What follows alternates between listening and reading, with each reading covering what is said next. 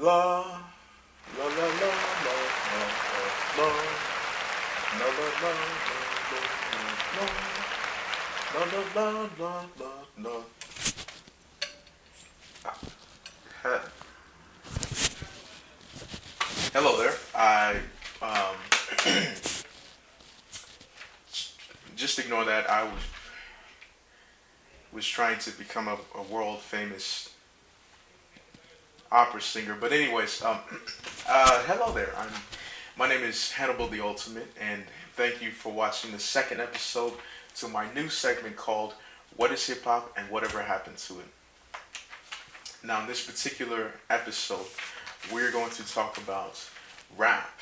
Now, rap is very, very important to the music and the culture of hip hop genre of music.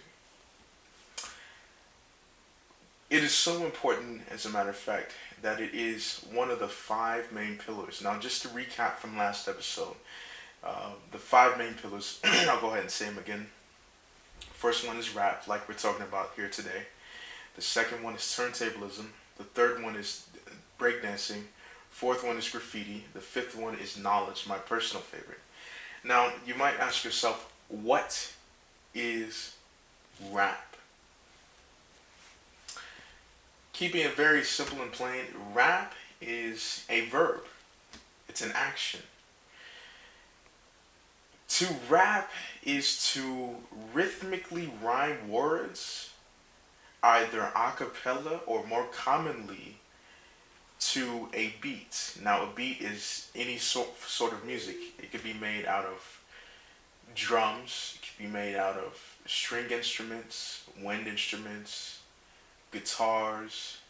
A beat is just any sort of sound that's melodic and in correlation to making a song or making a rap, um, a melodic pattern that you can match words to. Now,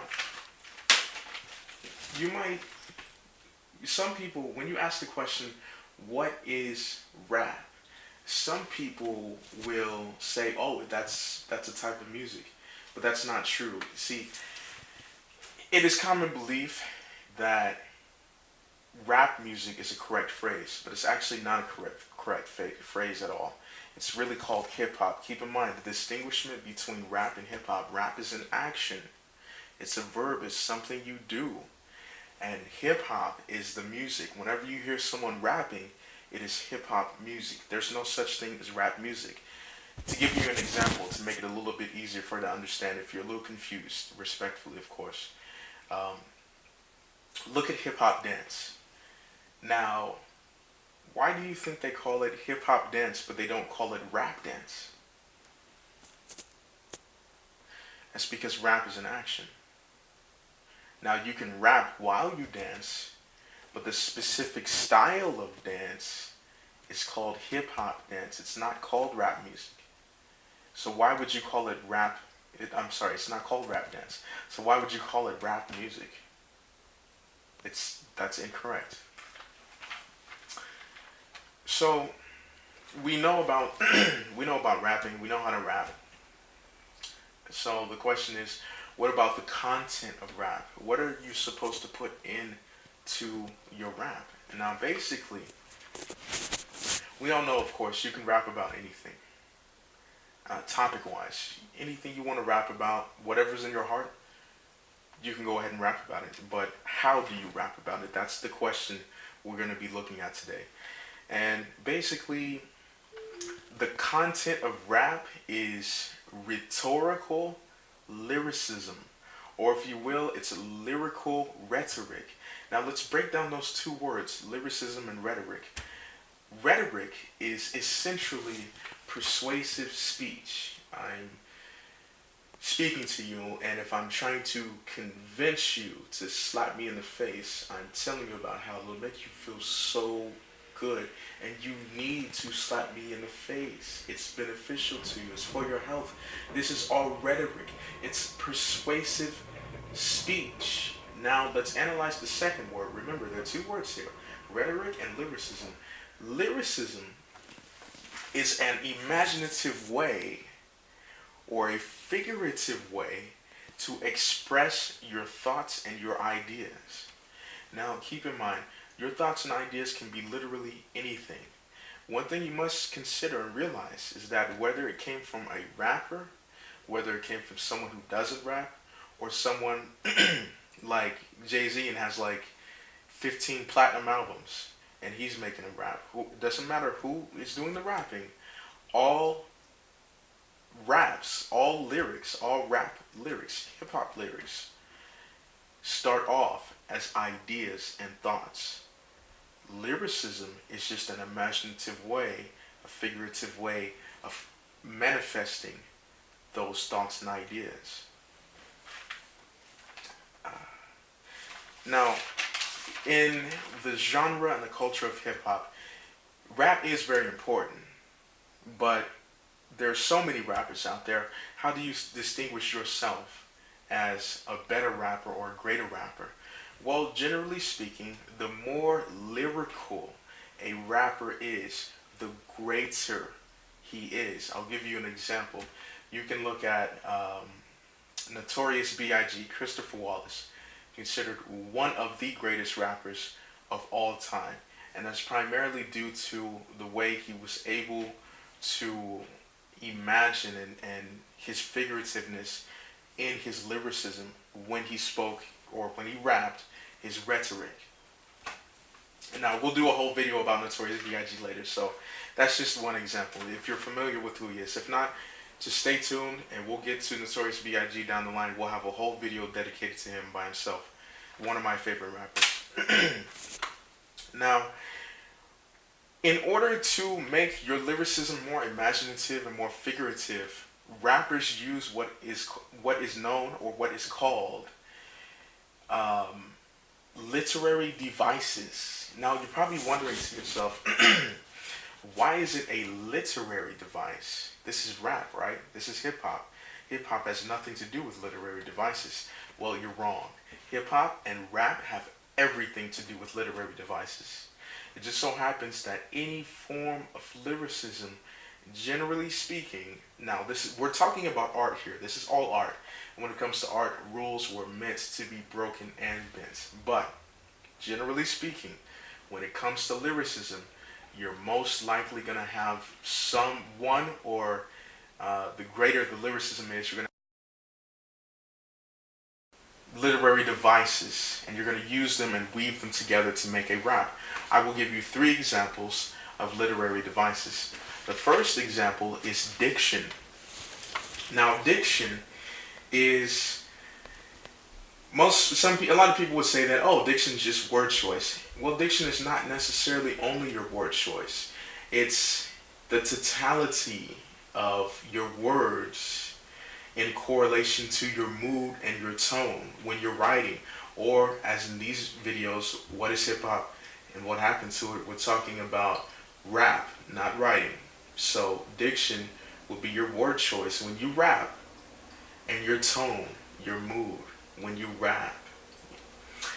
To give you an example, and specifically I'll give you an example that is not of a rapper so you can understand how these literary devices work both in literature and rap. So I'll give you 2 examples. One example is Edgar Allan Poe. Magnificent writer, definitely one of the greatest of the time. He's not one of my personal favorites, but I have a lot of respect for him and I do like his work. I really like The Raven. It's a wonderful poem. If you haven't read it, please do read it. But if you do know what I'm talking about, you know that Poe is very, kind of creepy and macabre, but not in a scary way. Creepy and macabre in a way to where you love to read it and you love to be scared. It's like the great thing, perfect thing to read during a Halloween to your children is The Raven by Edgar Allan Poe. Excellent story. So that's an example for you that's outside of hip hop, just to show you how it works outside of hip hop. Now, but it also works inside of hip hop, of course, because if you think about it, raps are basically like poems. So Edgar Allan Poe, he was a poet, yeah, sure. So you can accept the fact that he uses literary devices, but if I were to write out a rap to you right now, it would look like a poem, and I would be using literary devices. Now the second example is alliteration. Now alliteration is one of my personal favorites. It is basically saying a multitude of words in rapid succession, but every first letter of each word is the same, or every first sound of each word is the same. I actually wrote a line of alliteration to demonstrate it to you. And it basically goes, the new gnome gnawed Nathan. The new gnome gnawed Nathan. Get it? The new, as in brand new, gnome, as in those little garden creatures, gnawed, as in chewed, Nathan, as in a person. The new gnome gnawed Nathan. Sounds like a tongue twister, yes. But you might say, well, that's not really an example of alliteration because gnome starts with a G. But keep in mind what I said. Alliteration is the rapid succession of words with the same sound or the same first letter. So it can be gnome because the sound makes an N sound. So that's alliteration. Every word starts with an N, the sound. Now for my third example is probably one of the most important things to rap in the culture of hip hop is rhyme scheme. Now a rhyme scheme is how you rhyme. When you rap, you don't necessarily want your rhymes to be sporadic. Like you'll have one line, a second line, a third line, a fifth line, and your fifth line rhymes with your first line. And then a couple lines down, you're rhyming by the line, like couplets, you're writing couplets. No, your rhyme scheme should, keep in mind this is art, rules are meant to be bent and broken. Your rhyme scheme should, should I say, more commonly have some sort of consistency, some sort of redundancy.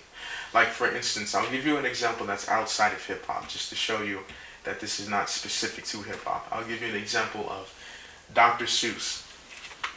If you've ever read one of Dr. Seuss's, it's called One Fish, Two Fish, Red Fish, Blue Fish. Now that's a rhyme right there, two fish and blue fish. But the first line is one fish, two fish, that's the second line, red fish, that's the third line, blue fish. Now if you were to take that rhyme scheme, it's a rhyme scheme. If you were to take it and keep it going, you could write enough lines to fill up a whole book, but you're still going to have one line, a second line, a third line, and a fourth line. Now the last word in your fourth line is going to rhyme with the last word in the second line. That's a rhyme scheme. It's a pattern of where to place your rhymes when you write. Now that's all I have for you today for today's video. Remember when I told you that because this is a brand new segment, I'm trying it out for the first time, I'm going to give you 2 songs of the week. Now the first song was How Many Mics in the video before this by the Fugees. The song for this video is Evolve by Pharaoh Monch. And I'm going to put the link for these songs in the description. Now please keep in mind that I'm going to be uploading these videos every Thursday. I want to thank you so very much for tuning in. Please like if you liked it.